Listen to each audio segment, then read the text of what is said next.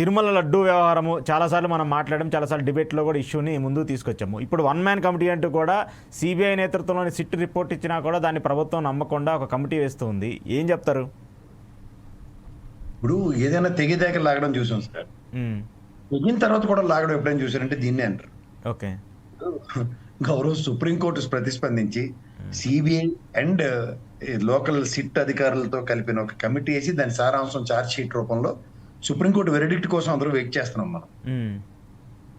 రేపు supreme court verdict వచ్చింది అనుకోండి, దాంట్లో ఫైండింగ్స్ లో డెఫినెట్ గా ఇందాపూర్ వాడికి టెంకుజల్ల కొడతారు గ్యారంటీగా. లేకపోతే వైష్ణవి డైరీ వాడికి క్షమాపేక్షలు ఉండవు. ఆ ఛార్జ్ షీట్ లో పేర్కొన్న రాజశేఖరన్ ఇలాంటి వాళ్ళ పేర్లు ఉన్నాయి. తర్వాత తిరుమలలో పనిచేసే దాంట్లో ఉద్యోగులు దాంట్లో పనిచేసే వాళ్ళకి వీళ్ళెవ్వరికి సుప్రీంకోర్టు టెంకు జల్లలు కొట్టకుండా వదలదు. ఓకే.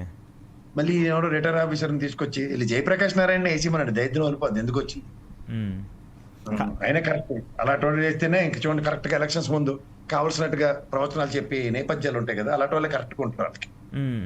కానీ కాదు సార్, ఇప్పుడు ఆల్రెడీ సిబిఐ తరహాలో అనేటువంటి ఒక సంస్థే దీనికి సంబంధించిన రిపోర్ట్ ఇచ్చిన తర్వాత కూడా దాన్ని మా మీద నమ్మకం లేదు, దానికి సంబంధించి మళ్ళీ మాకు సంబంధించిన వ్యక్తులు విచారణ చేయాలంటాం, ఇది ఎంతవరకు సబబు అంటారు?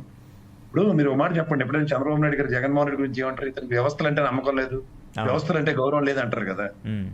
ఇప్పుడు భారతదేశంలో అత్యున్నత న్యాయస్థానం సుప్రీంకోర్టు, అత్యున్నత ఇన్వెస్టిగేషన్ అథారిటీ సిబిఐ. ఈ రెండింటికన్నా ఇంకేమైనా ఉంటే చెప్పండి సార్, తెలుసుకుంటాను నేను కూడా. ఓకే. ఇంతకన్నా రెండింటికన్నా ఏమైనా అత్యుత్తమాలు ఉన్నాయా? మెయిన్ ఇదే కదా. అత్యుత్తమైన supreme court, అత్యుత్తమైనది CBI.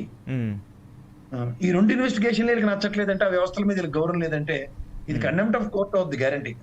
Contempt of court అవుతుందా? అవ్వకుండా ఎందుకు ఉంటుంది? సుప్రీంకోర్టు రేపు పొద్దున వెరిడిక్ట్ ఇస్తుంది ఎవడొడుకున్నాం. ఇప్పుడు వీళ్ళకి నచ్చింది రేపు పొద్దున సుబ్బారెడ్డి పేరును కరుణాకర్ రెడ్డి వీళ్ళ పేర్లు పెడితేనే వాళ్ళకి నిద్ర పట్టదు. అదే వీళ్ళ మెయిన్ కాన్స్పిరసీ థియరీ అదే, ఆ ధర్మారెడ్డిని ఒకరిని, కరుణాకర్ రెడ్డిని అండ్ సుబ్బారెడ్డి పేర్లు పెట్టేసి ఇప్పుడు ఆ సింగిల్ మ్యాన్ కమిటీ తీర్పిచ్చేది. అది కూడా చెప్పేది నేను ముందే. అవునా? సో ఇప్పుడు ఎవరో అంటే దీంట్లో ఎవరో ఒకరు అరెస్ట్ జరగాలి, అరెస్ట్కి లీడ్ అయ్యే కోసమే ఇప్పుడు మళ్ళీ కమిటీ వేస్తున్నారు అనేది చర్చ. అదే వీళ్ళ ఉద్దేశం.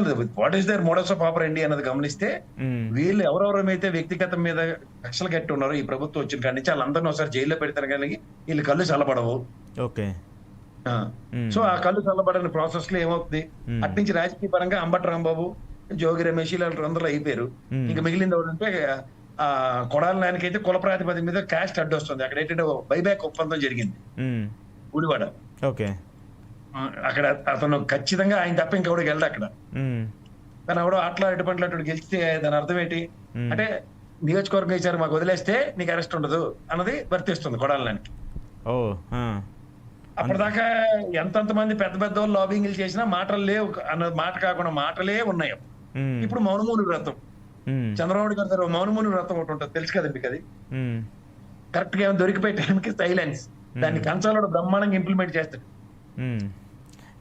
కాదు సార్, ఇప్పుడు ఇంత పెద్ద ఇష్యూ అవుతుంది, హెరిటేజ్ లాంటి సంస్థకి సంబంధించి ఇందాపూర్ డైరీతో కనెక్షన్స్ ఉన్నాయని చెప్పేసి ఒక పక్క ఆరోపణలు వస్తున్నాయి. దాని మీదేమో అసెంబ్లీలో కావచ్చు, మండల్లో కావచ్చు చర్చ పెట్టడానికేమో ఇంట్రెస్ట్ చూపట్లేదు ఎవరు. మండల్లో అయితే అసలు వైసీపీ అడుగుతున్నటువంటి ప్రశ్నలకి అసలు సమాధానం చెప్పట్లేదు. ఇదంతా కూడా డీవియేట్ అయిపోయి ఒక పొలిటిసైజ్ అయిపోయి ఎక్కడికో వెళ్ళిపోతుంది కదా. ఎక్కడికి వెళ్ళిపోయింది. ఎక్కడికి వెళ్ళిన తర్వాత మన అమిత్ షా గారి దగ్గరికి వెళ్ళిన తర్వాత అమ్మ పెట్టి 4 పెట్టిన తర్వాత గుర్రం సవారీ ఎక్కడ మొదలెట్టింది దెబ్బకి. అక్కడి నుంచి కదా సైలెన్స్. ఇందాపూర్ విషయంలో ఇది హైకోర్ట్ ఆఫ్ ఢిల్లీ రెస్పాన్స్ కి నేనైతే I'm the first person to feel happy అండి. ఎందుకంటే అది దిక్కుమాల పరువు నష్టం కేసులు, హెరిటేజ్ కి డ్యామేజ్ జరుగుతుందని. అవును, చేయాలి, లింకుల్లోంచి తీసేయాలి అన్నారు, తీసేస్తున్నారు. తీయని వాళ్ళ మీద కదా కేసులు. వాళ్ళని పిలుస్తారు, అరే మీరు తీర్రా అని అడుగుతారు, తీయం అంటారు. ఎందుకు తీయం అంటారు? ఎందుకంటే మా దగ్గర ఉన్న ఎవిడెన్స్లు సార్ అంటారు. వీళ్ళ ఎవిడెన్స్ వీళ్ళు చూపించమంటారు. వీళ్ళ దగ్గర ఏముంటది, వీళ్ళ షాప్ లో మీ డబ్బాలు పట్టుకెళ్తే చాలు, ప్యాకెట్ లో డబ్బాలు పట్టుకెళ్ళి చూపిస్తే చాలు. అన్నిటి మీద మ్యానుఫ్యాక్చర్డ్ బై హిందాపూర్ అని ఉంటది. అప్పుడు ఒక్కొక్కడికి హెరిటేజ్ ఒకటి ఉంటది, మామూలుగా ఉండదు. థియేటర్ బాబు మీరు మ్యానుఫ్యాక్చర్డ్ ఇందాపూర్ అంటే మా తెలంగాణ వాడికి కూడా పాలు అమ్మేస్తున్నారు, ఆంధ్ర వాళ్ళకి కూడా పాలు అమ్మేస్తుంటారు కదా మీరు. ఇది మీకు సంబంధం లేదంటారు, నాకు అర్థం కాదంటే అప్పుడు అలాగే చెప్తారు కో మ్యానుఫ్యాక్చర్ అని. అప్పుడు ఎవరిని పిలుస్తారు? అలా రిజిస్టర్ ఆఫ్ కంపెనీస్ ఆర్ఓసి అని పిలుస్తారు. ఎవరైనా ఇది కో మ్యానుఫ్యాక్చరింగ్ కింద అంటారు. అసలు ఇది కథ ఏంటంటే, సార్ ఇందులోనూ అందులోనూ ఆల్మోస్ట్ ప్రమోటర్స్ ఒకేలా ఉన్నారు సార్. 41% ఏమో హెరిటేజ్కి సంబంధించిన నారా గ్రూప్ ఉందండి. మిగిలిన 59లో అన్నేమో ఆమె అనే గ్రూప్ ఉంటుంది, ఇంటి పేరు ఉందండి. వీళ్ళందరూ ఇందాపూర్ సంబంధించిన ప్రమోటర్స్, వాళ్ళు కూడా మిగిలిన పేర్లన్నీ వాళ్ళే కొనుక్కున్నారు సార్ అని ఫస్ట్ ఫ్యాక్ట్.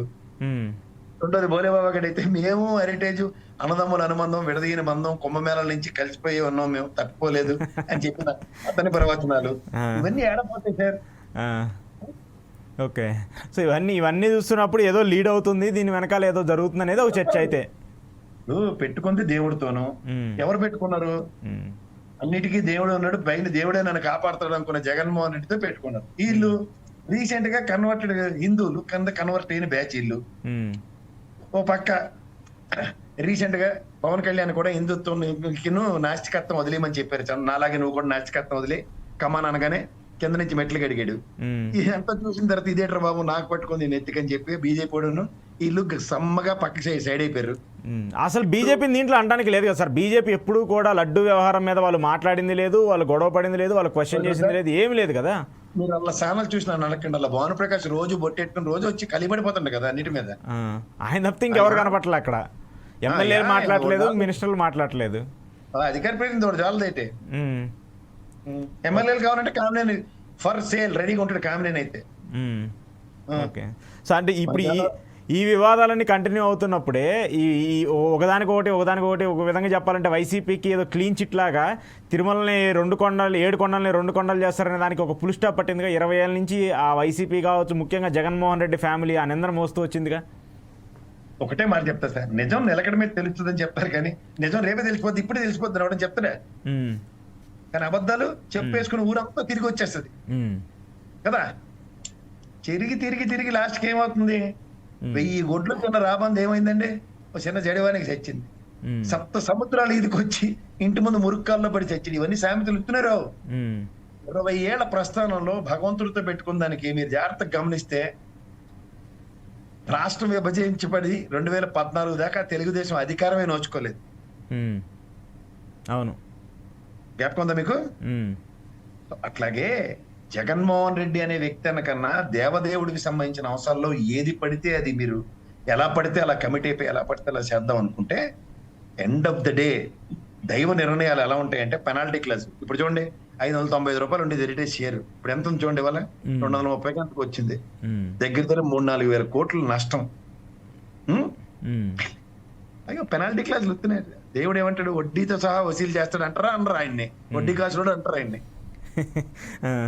కానీ ఈ వివాదం అయితే చాలా చాలా కాలం తర్వాత విత్ ప్రూఫ్స్తో జగన్మోహన్ రెడ్డి బయట పెట్టాడు కదా సార్.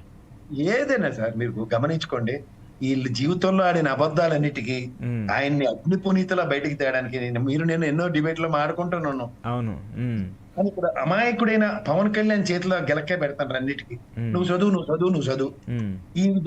ఈయనకి తోడు ఇంకోటి 5 కేసు కూడా దొరికాడు, కొడుకుని కాపాడే క్రమంలో. విద్యా వ్యవస్థ మీద చేసిన దరిద్రం అంతటినీ కాపాడటానికి 5 కేసు నెత్తికెట్టేశారు బడ్జెట్ లో. ఐబీఏ సిలబస్ తీసేస్తున్నాం, బైజూస్ లేదు, ట్యాబుల్ లేవు అని బడ్జెట్ లో చదివించారు ఆయనతో. అంటే విద్యాశాఖ మంత్రి అందరి శాఖల్లో కాలు చేతులు ఎట్టి తిరుగుతాడు, కానీ ఆయన శాఖ విషయాలు మాత్రం మా 5 కేసు గారు చెప్పాల్సి ఉంటుంది. ఓకే, ఏముంటుంది ఇక్కడ? మరి రేవంత్ రెడ్డి జ్ఞాపకం వస్తుంది.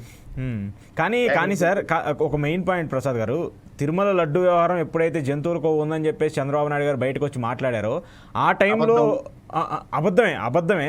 ఆ టైంలో పవన్ కళ్యాణ్ గారు మాట్లాడినటువంటి అసలు అదంతా ఏంటంటారా కావచ్చు, అదంతా పెద్ద వివాదం తీసుకొచ్చారు.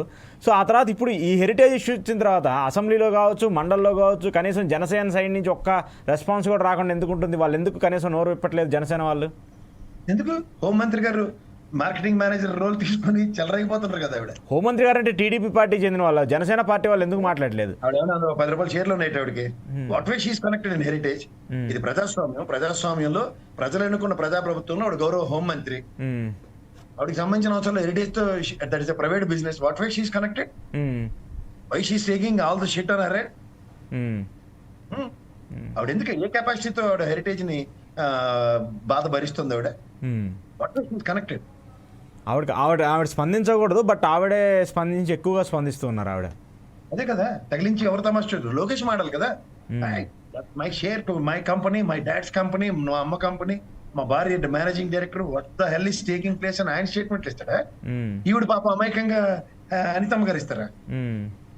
అది చాలా మంది లోకేష్ గారు మాట్లాడలేదు, పయ్యావల కేశవ్ గారు, అచ్చెన్నాయుడు గారు వీళ్ళు మాట్లాడుతున్నారు. గమనించుకోండి సార్, తండ్రి కొడుకులకి ఏదైనా కష్టం వస్తే పార్టీలో ఉన్న వాళ్ళని నాటి రేవంత్ రెడ్డి, మీకు మళ్ళీ చెప్తున్నాను, రేవంత్ రెడ్డి అంకులో ఇప్పుడు అనితమ్మ గారు, పయ్యావల కేశవ్ గారు వీళ్ళందరూ there queue including Pawan Kalyan తో సైతం. పవన్ కళ్యాణ్ మాట్లాడలేదులేండి. అమ్మటి అరెస్ట్ తర్వాత జరుగుతున్నటువంటి పరిణామాలు, కాపు సామాజిక వర్గానికి సంబంధించి వస్తున్నటువంటి ఇంపాక్ట్స్ అన్ని చూసిన తర్వాత జనసేనకి ఏదో ఇబ్బందికర పరిస్థితులు రాబోతుందంటూ కూడా పెద్ద చర్చ జరుగుతుంది. ఆబ్వియస్లీ సార్, ఇప్పుడు మీకు ఒకటి గుర్తుంచుకుంటారా, some iconic personalities like Mudragada గారు కానీ, లేకపోతే హరిరామ్ జోగే గారు కానీ, లేకపోతే మా దాసర్ రాము గారు కానీ, లేకపోతే ఇప్పుడు వంగవీటి రంగా గారి ఫ్యామిలీ మెంబర్స్ రాధా గారు కానీ, లేకపోతే వాళ్ళ అమ్మాయి కూడా ఇప్పుడు రీసెంట్ పాస్ట్ లో రంగా గారి బాధ్యతల్ని చెప్పుకోవడానికి వచ్చింది ఆ అమ్మాయి కూడా. అలా సామాజిక వర్గంలో వంగవీటి నరేంద్ర ఉన్నాడు పార్టీ పరంగా, వైఎస్ఆర్సీపీ పరంగా, వీళ్ళందరూ ఉంటుండగా ఆ సామాజిక వర్గం గురించి ఎవడైనా సరే, వీళ్ళతో పాటు మా తాళపాల బుజ్జి ఉన్నాడు, విగ్రహం ఎక్కడైనా రంగా గారు విగ్రహం పెడతానంటే 100 అడుగులు పరిగెట్టుకుని వస్తాడు ఆయన. వ్యక్తులున్న సామాజిక వర్గంలో వాళ్ళని మనం ఎలా పడితే అలా మాట్లాడేస్తుంటే, ఈ పైపచ్చి ఈ అహంకార పూర్తి తపేలా ఛానల్లో కూర్చుని అంబటి రాంబాబు గారు అమ్మాయికి ఎవరితో మ్యారేజ్ అయింది అంటే, కడుపున పుట్టిన కులం, కడుపున పుట్టిన తల్లిదండ్రులు వేరైపోతారా? అంతే కదా, దాన్ని కంపేర్ చేయకూడదు.